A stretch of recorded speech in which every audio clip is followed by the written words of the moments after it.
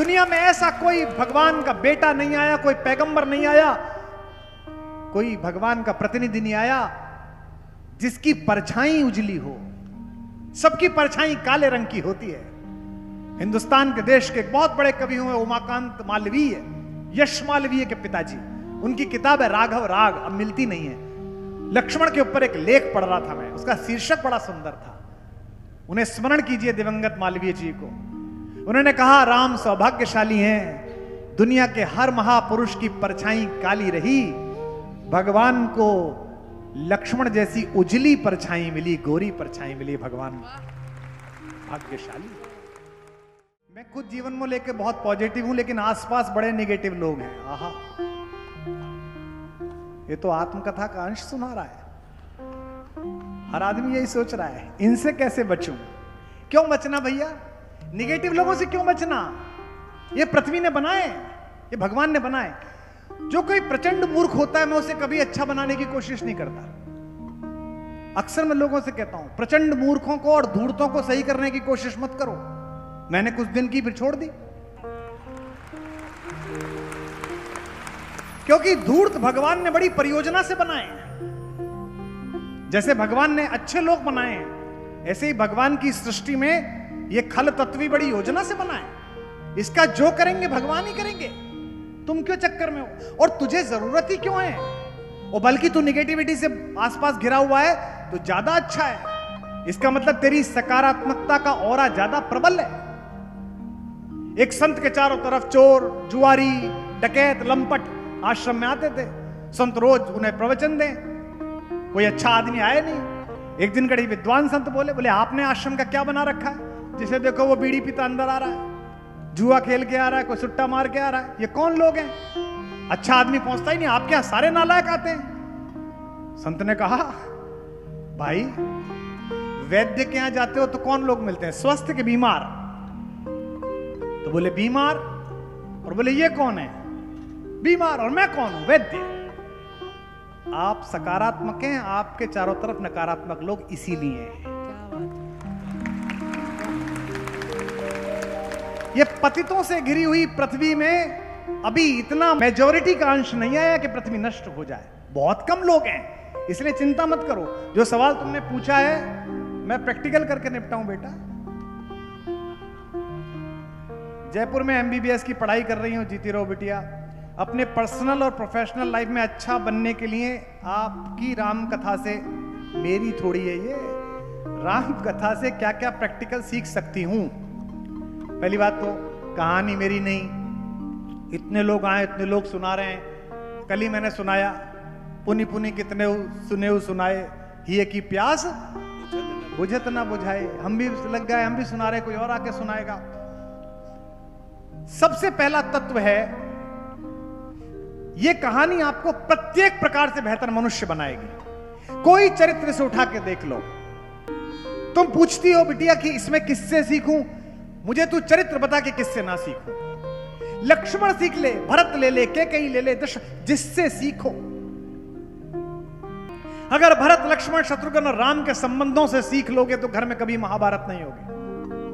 पर हम केवल कथा सुन रहे हैं, सीख नहीं रहे हैं। नोएडा में एक बहुत बड़े बिल्डर ने एक दिन का फोन आया, कुमार जी अब अपने फार्म हाउस पे अपने अपने राम करना है, 2 साल से सोच रहा था, अब जाके शांति आई है। मुझे लगा कोई इनका प्रोजेक्ट सफल हो गया होगा। मैंने कहा बहुत बधाई, कैसे शांति आई। बोले वो बड़े वाले भाई साहब से मुकदमा चल रहा था ना लैंड का, वो मैं जीत गया हूं। वो भरत और राम के प्रेम की कहानी सुनना चाहते हैं, अपने सगे भाई को मुकदमे में हरा कर। कैसी अद्भुत बात। तो मैंने उनसे कहा कि करा तो लो, पर भाई साहब को भी बुला लेना। फिर हो सकता है सुप्रीम कोर्ट की बजाय वहीं एक दूसरे को रोक के हाय भैया करके सामा काम निपटाओ। जयपुर में हो चुका है ये, पिछले राम सत्र में ऐसा ही हुआ था जयपुर में, मैंने बताया था आपको। भरत जैसा भाई, भगवान राम से जुड़ने का सौभाग्य सबको मिलता है, लेकिन राम का भी सौभाग्य है कि उन्हें भरत जैसा भाई मिला। आहा, दुनिया में ऐसा कोई भगवान का बेटा नहीं आया, कोई पैगंबर नहीं आया, कोई भगवान का प्रतिनिधि नहीं आया जिसकी परछाई उजली हो। सबकी परछाई काले रंग की होती है। हिंदुस्तान के देश के एक बहुत बड़े कवि हुए उमाकांत मालवीय, यश मालवीय के पिताजी, उनकी किताब है राघव राग, अब मिलती नहीं है। लक्ष्मण के ऊपर एक लेख पढ़ रहा था मैं, उसका शीर्षक बड़ा सुंदर था। उन्हें स्मरण कीजिए दिवंगत मालवीय जी को। उन्होंने कहा, राम सौभाग्यशाली हैं, दुनिया के हर महापुरुष की परछाई काली रही, भगवान को लक्ष्मण जैसी उजली परछाई मिली, गोरी परछाई मिली। भगवान भाग्यशाली। पैदा होते से ही राम को पता था कि मुझे भरत मिल गया, और भरत को पता था कि मेरे जीवन का उद्देश्य केवल भगवान है। गोस्वामी जी लिखते हैं, 12 ही ते निज हितपति जानी, लक्ष्मण राम चरण रति मानी। बचपन से ही पता था। मेरा एक छोटा भाई है आकुल ज्ञान प्रकाश, क्या सुंदर, चारों बच्चे पैदा हो गए, चारों पालने में लिटा दिया गए अलग अलग में। देखने वाले लोग आ रहे हैं, जगह जगह के राजा आ रहे हैं, दशरथ खड़े हुए हैं, रानियां खड़ी हुई हैं, गुरु वशिष्ठ खड़े हुए हैं, बच्चे सब चुप हैं। लेकिन एक बच्चा रोने लगा, ऐसा रोया कि चुप ही ना हुआ। ज्योतिषी आए, वैद्य आए, चुप ही नहीं हुआ। गुरु वशिष्ठ बुलाए गए कि क्या हो गया? गुरुजी ने चुप कराया। उस बच्चे का नाम लक्ष्मण था। मैं छंद पढ़ रहा हूं, ज्ञान को आशीर्वाद दीजिए, सुनिएगा। कि पालने में लखन व राम जी लिटाए गए, लेटते ही करुणा सदन चुप हो गए, लेटते ही करुणा सदन चुप हो गए, लेटते ही करुणा सदन चुप हो गए। पालने में लखन व राम जी लिटाए गए, लेटते ही करुणा सदन चुप हो गए, लेटते ही करुणा सदन चुप हो गए, लेटते ही करुणा सदन चुप हो गए। किंतु लक्ष्मण कुछ ऐसा तेज रोए, किंतु लक्ष्मण कुछ ऐसा तेज रोए, जिन्हें रोता देख धरती गगन चुप हो गए, रोता देख धरती गगन चुप हो गए, रोता देख धरती गगन चुप हो गए। राजवैद्य आए कोई रोग न बता सके तो, राजवैद्य आए कोई रोग न बता सके तो, ज्योतिषी भी करके यतन चुप हो गए, ज्योतिषी भी करके यतन चुप हो गए, ज्योतिषी भी करके यतन चुप हो गए। गुरु ने उठाया, अब चमत्कार आ रहा है, गुरु ने उठाया, गुरु ने उठाया और लखन को राम के चरण में लिटाया तो लखन चुप हो गए, चरण में लिटाया तो लखन चुप हो गए, चरण में लिटाया तो लखन चुप हो गए, चरण में लिटाया तो लखन चुप हो गए, चरण में लिटाया तो लखन चुप हो गए। मुझे माफ कर देना, ये जो महिलाएं आई हैं, भाभियां बेटियां आई हैं, 3 दिन अपने अपने राम में तो आ गई, लेकिन ठीक इतने बजे चैनल पर एक परिवार देखती हो आप, अजीब परिवार है। 2 भाइयों के बीच एक पत्नी है, पहले इससे शादी कर चुकी है, अब इससे शादी कर चुकी है। अजीब परिवार है। किसके परिवार हैं? ये मेरे और आपके परिवार नहीं है, ये बंबई की माया नगरी में रहने वाले 1000 लंपटों के परिवार हैं, जो हमारे आपके परिवार बनाना चाहते हैं। ये प्रस्तुत करना चाहते हैं ऐसे परिवार। ये परिवार था कि लक्ष्मण ने पूछा सुमित्रा से, जाकर पूछा, माता भैया जंगल जा रहे हैं, मैं जंगल जाऊं कि न जाऊं? माता ने कहा कि मैं अयोध्या छोड़ के जाऊं कि न जाऊं? आहा, कितनी सुंदर बात। मां ने कहा कि अयोध्या? कौन सी अयोध्या बेटा? और जो सुमित्रा ने बात कही, ऐसी मां भी ईश्वर लक्ष्मण जैसे बेटे को ही दे सकती है। मां ने कहा, बेटा तेरी गलतफहमी है कि ये अयोध्या है, और तेरी गलतफहमी है कि तेरा भैया जंगल जा रहा है। अयोध्या और जंगल तो इस बात से तय होते हैं कि राम कहां रहते हैं, जहां रहां रहेंगे वहीं अयोध्या है। और मैं तेरी मां नहीं हूं, तू मुझसे क्यों पूछने आया? मैंने जन्म दिया है। तेरी मां तो वैदेही है, सीता है, तेरा पिता तो राम है, वहीं जा बेटा, जहां सूरज निकलता है वहीं दिन होता है। तात तुम्हार मात वैदेही, तात तुम्हार मात वैदेही, पिता राम सब भांति सनेही। तात तुम्हार मात वैदेही, पिता राम सब भांति सनेही। एक बात और कहती है सुमित्रा अपने बेटे से और ये बात तो शायद कोई सुमित्रा जैसी मां ही कह सकती है। मैं दोनों हाथ जोड़कर प्रसाद स्वरूप करतलों के साथ माता तुम्हें प्रणाम करता हूं।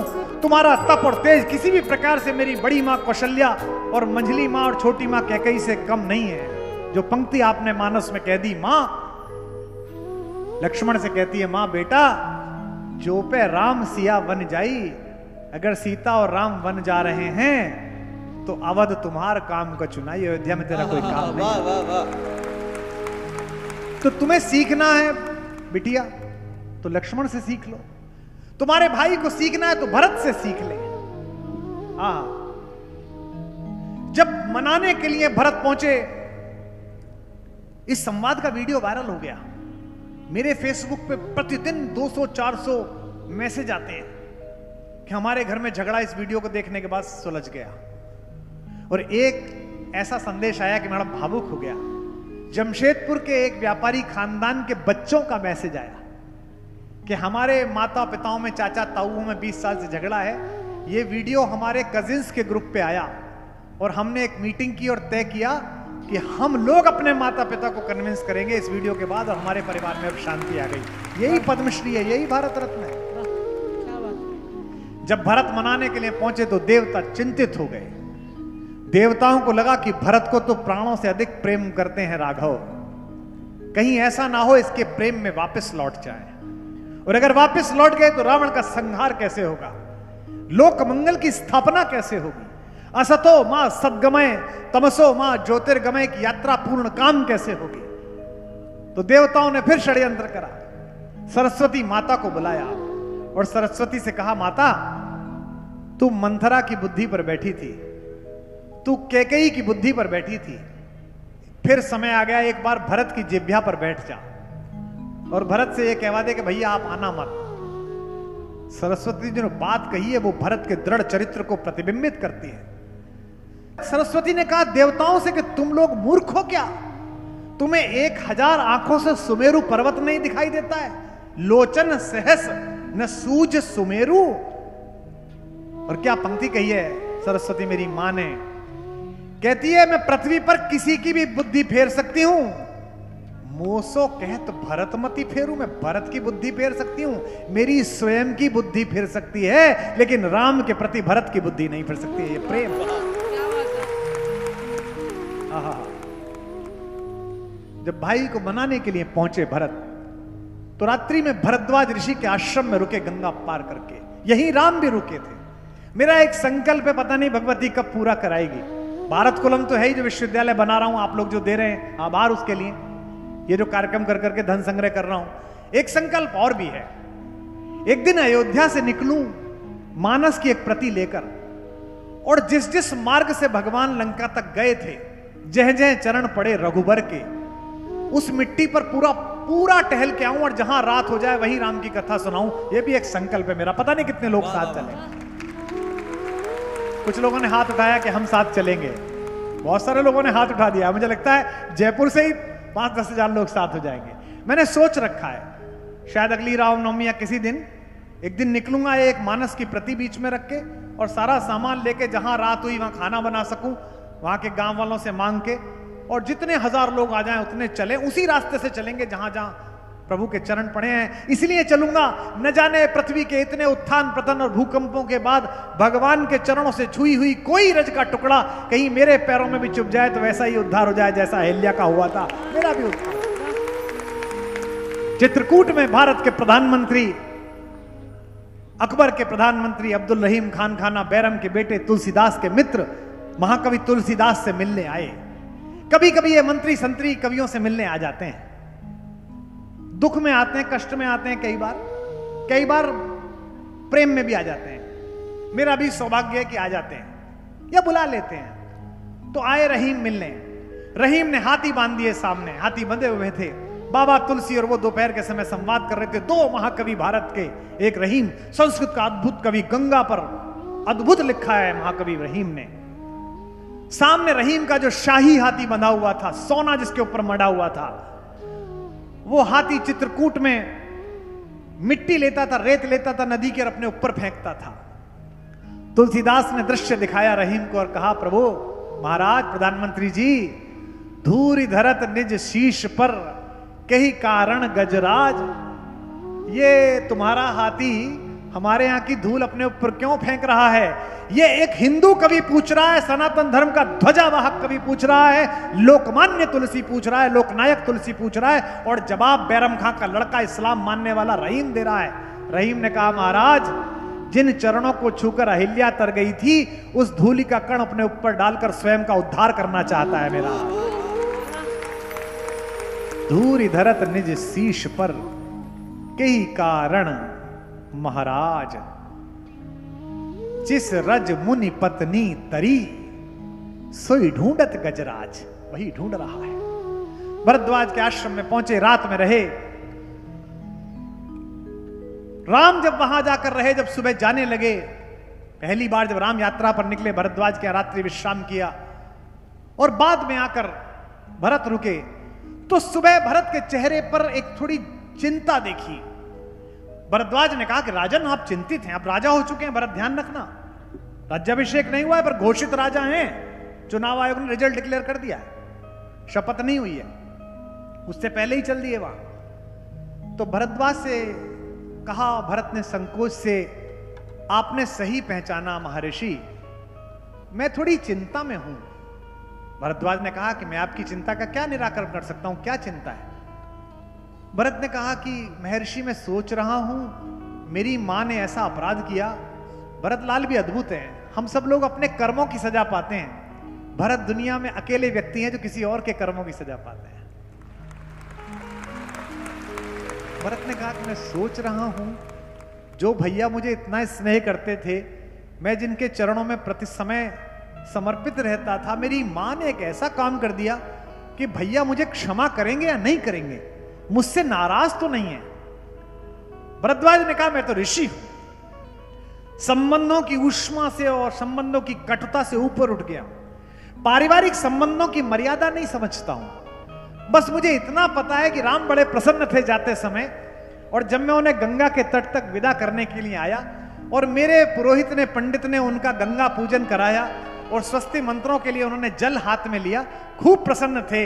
लेकिन जैसे ही पंडित के मुंह से निकला जम्बूद्वीपे भरत खंडे, जैसे ही भरत शब्द सुना, भगवान के हाथ से पूजा की थाली छूट गई और लेट गए, और हाय भरत, मेरा भैया भरत, रोने लगे, आंसू गिरने लगे और गंगा में समाने लगे उनके आंसू, इतना प्रेम तुमको करते हैं। अपने आंसू से गंगा को धोते रहे, अपने आंसू से गंगा को धोते रहे, अपने आंसू से गंगा को धोते रहे। बड़ी बात कह रहा हूं, अपने आंसू से गंगा को धोते रहे, हाथ में जल लिए राम रोते रहे, हाथ में जल लिए राम रोते रहे, अपने आंसू से गंगा को धोते रहे, अपने आंसू से गंगा को धोते रहे, हाथ में जल लिए राम रोते रहे, हाथ में जल लिए राम रोते रहे, अच्युतम केशवम कृष्ण दामोदरम, कष्ट दो, अच्युतम केशवम कृष्ण दामोदरम, राम नारायणम जानकी वल्लभम, राम नारायणम जानकी वल्लभम, अच्युतम केशवम कृष्ण दामोदर, पीछे वालों, अच्युतम केशवम कृष्ण दामोदरम, राम नारायणम जानकी वल्लभम, राम नारायणम जानकी वल्लभम, राम नारायण। बोल सियावर रामचंद्र भगवान की। ये भरत हैं जिनके विषय में राम रो रहे हैं, पृथ्वी पर लेट रहे हैं, और जो कवि आज यहां आए हैं उन्होंने अनुभव किया होगा कि भगवान ने क्या वाक्य लिखवाया है। गंगा से चेहरा नहीं धो रहे हैं, आंसुओं से गंगा को धो रहे हैं, अपने आंसू से गंगा को धोते रहे। भगवान ने पर्णकुटी बनाई, प्रकृति के विश्वकर्मा स्वयं क्षितिज पर उतरकर देखने के लिए आए। आप घर बनाते हो तो गृह प्रवेश कराते हो, भगवान का पूजन करते हो, लेकिन आज तो भगवान ही घर बना रहा है, अस्थाई घर बना रहा है। पर्णकुटी बनाई तो देवता देखने आए कि कैसी बनी, तो वनदेवी भी चुपके से देखने के लिए आई। घर बन गया तो वनदेवी आई।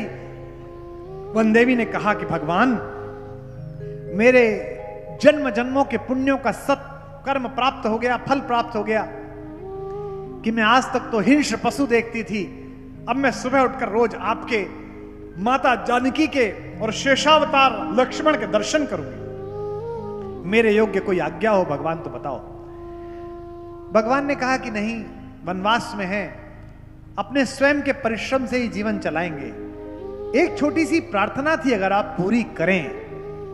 वनदेवी की आंखों में आंसू आ गए। उसने कहा भगवान, आप मुझसे प्रार्थना आदेश करें, मैं इस पूरे उपवन को पुष्पों से भर देती हूं। नहीं नहीं, शूल और फूल तो प्रकृति है माता, ऐसे ही रहने दो, एक छोटा सा काम कर दो। मैं जिस मार्ग से अयोध्या से यहां तक आया हूं, उस मार्ग में कांटे बहुत हैं, उसके कांटे समाप्त कर दो। वन देवी ने कहा अशूला भवो मार्ग, मार्ग शूलहीन हो, अभी खत्म हो गया। भगवान ने कहा धन्यवाद। बोले भगवान, मेरी भी एक जिज्ञासा है। भगवान ने कहा तुम्हारी क्या जिज्ञासा है? राम ने पूछा। आप तो आ गए उस रास्ते से, अब उसके कांटे क्यों हटवा रहे हो? भगवान ने जो उत्तर दिया वो आपकी आंखों से आंसू लाता है, मेरी आंखों से आंसू लाता है। भगवान ने कहा माता वनदेवी, मैं अपने लिए कांटे नहीं हटवा रहा, वो मेरा एक पागल भाई है भरत, वो मुझे ढूंढता ढूंढता एक दिन जरूर आएगा, उसके पैर में कांटे नहीं चुभने चाहिए, इसलिए कांटे हटवा। वनदेवी ने पूछा कि हटा दिए कांटे तो, पर क्या महाराज दशरथ की सेनाओं के यूथपति नवीन सम्राट भरत असुर जिनके नाम से भय खाते हैं, वे इतने कोमल हैं, कोमलांग हैं कि उनके पैर में कांटे चुभ जाएंगे?